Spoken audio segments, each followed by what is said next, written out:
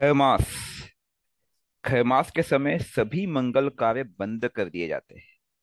लेकिन इसके पीछे का लॉजिक बहुत ही कम लोग जानते होंगे। ऐसा क्या कारण है कि खमास के समय सभी मंगल कार्य, शादी विवाह, बच्चों का मुंडन, गृह प्रवेश, कोई भी नया काम करना, नई गाड़ी लेना, सब कुछ बंद होता है।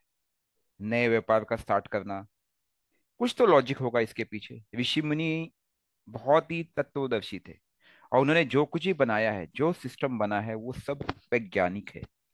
क्योंकि ऋषि मुनि क्या थे? एंशियंट साइंटिस्ट थे। There is some logic behind it. और वो जो लॉजिक है, वो दो प्लैनेट के अराउंड रिवॉल्व करता है। पता है कौन कौन से दो प्लैनेट है वो दो प्लैनेट कोई और नहीं है। एक तो है आपके भाई साहब सन, और जो दूसरा प्लैनेट है, that is none other than Jupiter. अच्छा, अगर मैं आपको पूछूं कि जुपिटर और सन का अपने जीवन में क्या महत्व है, तो आप यही बोलोगे कि इनका महत्व जैसे है जल बिन नीर, या फिर जल बिन कोई पक्षी जो कि भटक गया हो। रेगिस्तान में तिनके का पानी, तिनके थोड़ा सा पानी मिल जाए आपको। ऐसा क्यों कहा मैंने? क्योंकि सूर्य आत्म कारक है और जुपिटर ज्ञान का कारक है। इन दोनों में से किसी भी एक प्लैनेट का आपसे रुष्ट हो जाना आपके जीवन को समाप्त कर देगा, खत्म कर देगा। क्योंकि कहीं ना कहीं दोनों का संबंध उस परम तत्व ज्ञान से है। इसलिए आपने देखा होगा कि सूर्य अग्नि तत्व प्लैनेट है और जुपिटर क्या है? आकाश तत्व। और जब इन दोनों का मेल होता है, तो बहुत ही सुगम और सुंदर जीवन व्यतीत होता है व्यक्ति का, ज्ञान युक्त, और उस परमात्मा के सानिध्य में। अब खैमास में ऐसा क्या होता है?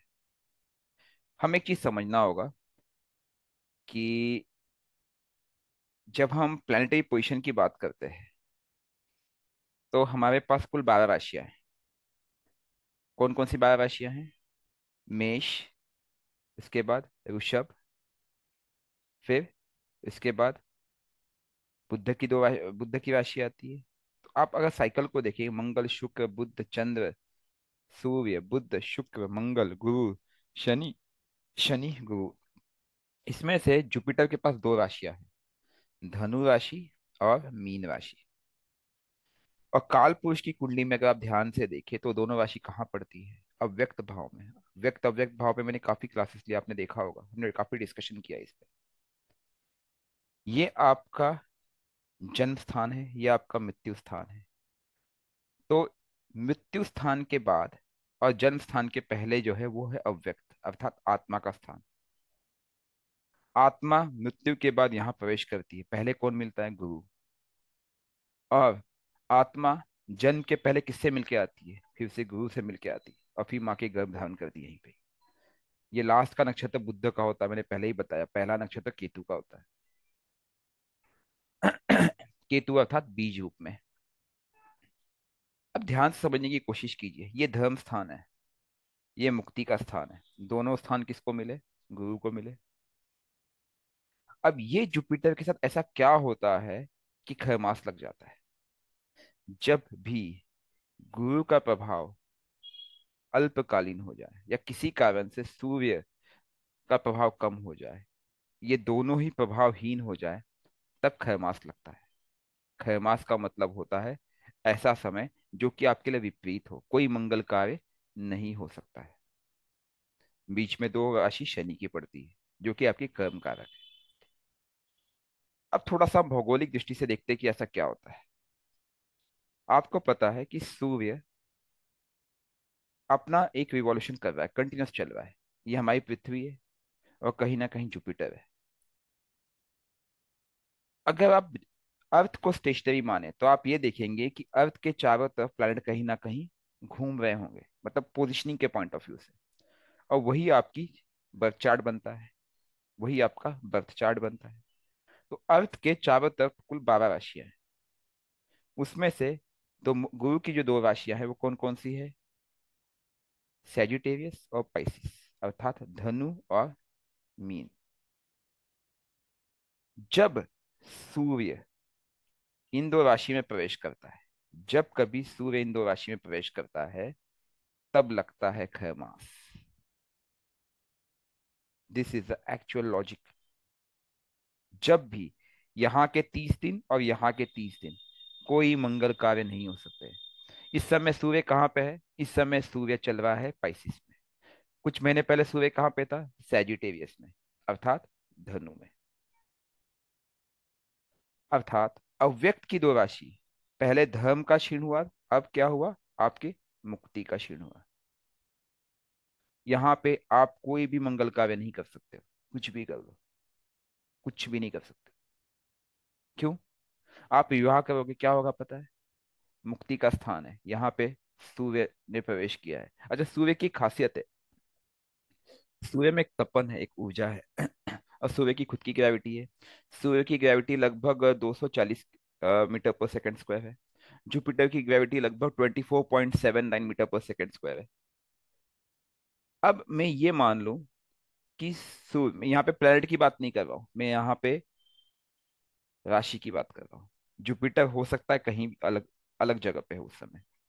इस समय जुपिटर का गोचर कहाँ चल रहा है? इस समय जुपिटर का गोचर मीन राशि में चल रहा है। राइट, इस समय जुपिटर यहाँ पे। अब कहानी ये बनती कि जब सूर्य का जो प्रभाव है जैसे ही इस राशि पे पड़ता है, तो सूर्य की एक खासियत है, सूर्य एक तपन है, एक ऊर्जा है, पहली बात तो।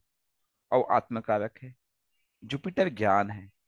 अब पाइसिस जो है वो कौन सा ज्ञान है? वो मुक्ति का ज्ञान है।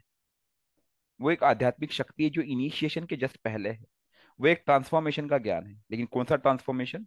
अव्यक्त का व्यक्त में ट्रांसफॉर्मेशन।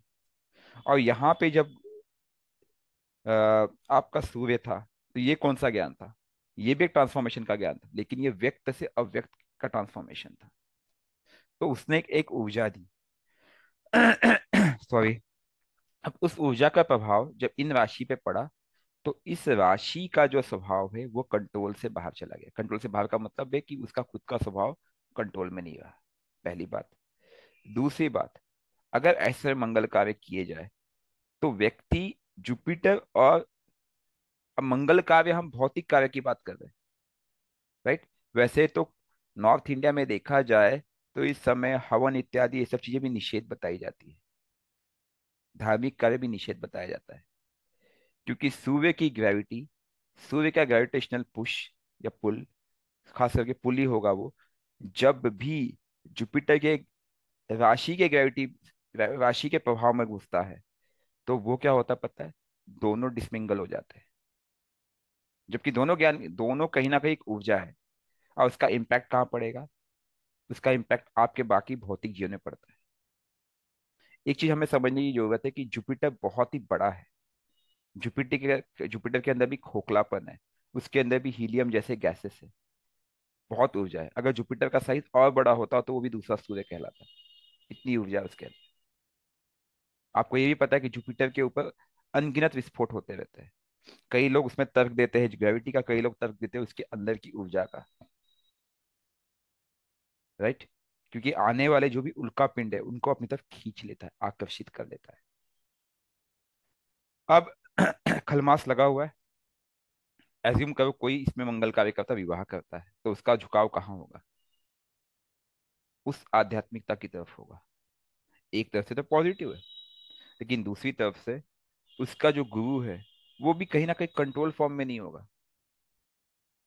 आत्मा केवल उस प्यास की तरफ भटकेगी, रिजल्टेंट आउटपुट उस तरफ से मिल नहीं पाएगा। और क्या होगा? वो व्यक्ति कहीं ना कहीं अपने भौतिक जीवन में सुख नहीं प्राप्त कर पाएगा, जिस उद्देश्य से उसने कोई कार्य किया हो। तो आपको ये समझने की आवश्यकता है। यही कारण है कि इस समय में सभी तरह के मंगल कार्य वर्जित है। लेकिन क्या ये सबके लिए पॉसिबल है? सबके लिए नहीं।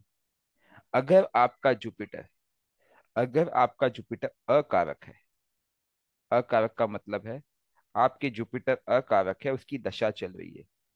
जैसे कि अगर मैं कहूँ आपका जुपिटर 6 का लॉर्ड है, 6, 8 या 12th लॉर्ड है, ऐसे व्यक्ति के लिए ये समय सबसे अच्छा बन सकता है।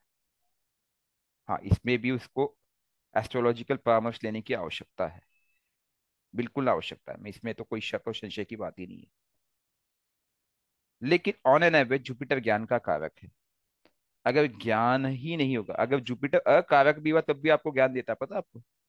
जुपिटर की खास बात है कि जुपिटर अगर 6 8 12 का लॉर्ड है तब भी वो आपको ज्ञान देगा, क्योंकि उसका स्वभाव है। तो बिना ज्ञान के व्यक्ति कोई कर्म करेगा तो कैसे चलेगा? और वो भी, एक ज्ञान है धर्म का, दूसरा ज्ञान है मुक्ति का। दोनों अपनी अपनी जगह श्रेष्ठ है, अपनी अपनी जगह श्रेष्ठ है। मुक्ति कौन चाहता है? मुक्ति का कारक कौन है पता है? आत्मा है, ना कि शरीर है। कोई मंगल कार्य की आवश्यकता क्यों है? मेडिटेशन। जो पहला काव्य हुआ, जब पिछला खलमास था, उस समय व्यक्ति को मंत्रोच्चारण पे फोकस करना था। इस खलमास में व्यक्ति को योग साधना पे फोकस करना चाहिए। ये इसकी ज्योतिषीय उपाय है। जब सूर्य धनु में हो, अर्थात धनु वाला खलमास लगे, क्योंकि वो क्या है? व्यक्त से अव्यक्त। जब धनु वाला खलमास लगे तो व्यक्ति को क्या करना चाहिए? मंत्रोच्चारण। और जब खलमास, कौन सा मैंने कहा आपको? मीन वाला खलमास लगे तो व्यक्ति को कौन सा क्या करना चाहिए? ध्यान या फिर मेडिटेशन। ये इसकी मेन रेमेडी है। दोनों में दोनों में भौतिकता का कोई आधार नहीं है, क्योंकि ये दोनों मुक्ति की तरफ लेके जा रहे हैं। This is a basic science. Kharmas वो समय है जब व्यक्ति को शिखर पे लेके जाता है, लेकिन आत्मिक रूप में, क्योंकि यहाँ पे आत्मा बहुत ही बलशाली बनने का प्रयास करती है। लेकिन अभी आपका सूर्य अगर राहु से ग्रसित, फॉर एग्जाम्पल इस समय मीन में, इस समय सूर्य राहु की तरफ बढ़ रहा है, if I am not wrong, क्योंकि मीन में राहु है। तो क्या होगा? राहु भटकाएगा भी। तो दिस नीड हाई कंसंट्रेशन। वो शंका पैदा करेगा, संशय पैदा करेगा। ऐसे समय पे आपको फुल फोकस की आवश्यकता है कि मुझे क्या करना चाहिए, क्या नहीं करना चाहिए। और फोकस कौन देगा? अगेन, राहु को कौन बैलेंस करता है? केतु। काल पुरुष की कुंडली के हिसाब से 12वां भाव किसका होता है? केतु का होता है। अब केतु क्या है? केतु केतु क्या है पता है? पर्पस ऑफ लाइफ, अर्थात इंटेंट एंड पर्पस। आपको पर्पस में शुद्धि रखनी पड़ेगी। आपका इंटेंट प्योर होना चाहिए कि आप किस उद्देश्य से कर्म कर रहे हैं। तभी राहु भटका नहीं पाएगा, इस बात का ध्यान देना है, वरना राहु भटका देगा। तो अभी से लेकर के जो समय चल रहा है, खलमास खत्म होने को अभी भी लगभग 2 हफ्ते हैं। 13 या 14 अप्रैल के आसपास खलमास खत्म होगा। आप सभी से अनुरोध है कि आप ध्यान करें, मेडिटेट करें, सूर्य को जल अर्पित करें, अर्ली मॉर्निंग उठे और परमात्मा से ध्यान लगाए। This is the best remedy. इससे आपकी कुंडलिनी शक्ति भी जागृत होगी, आपके जीवन की समस्याएं भी कंट्रोल होगी, कि सूर्य बलशाली होगा और वो पूरी ताकत से आपको उस आध्यात्मिक बल की तरफ लेके जाएगा। अब आपको बात समझ में आ गई कि खलमास क्या है? एक्चुअली मंगल ही मंगल है, लेकिन आत्मा के लिए। भौतिक रूप में ये क्या है? खलमास, अर्थात क्षय, व्यय। नमः शिवाय। धन्यवाद।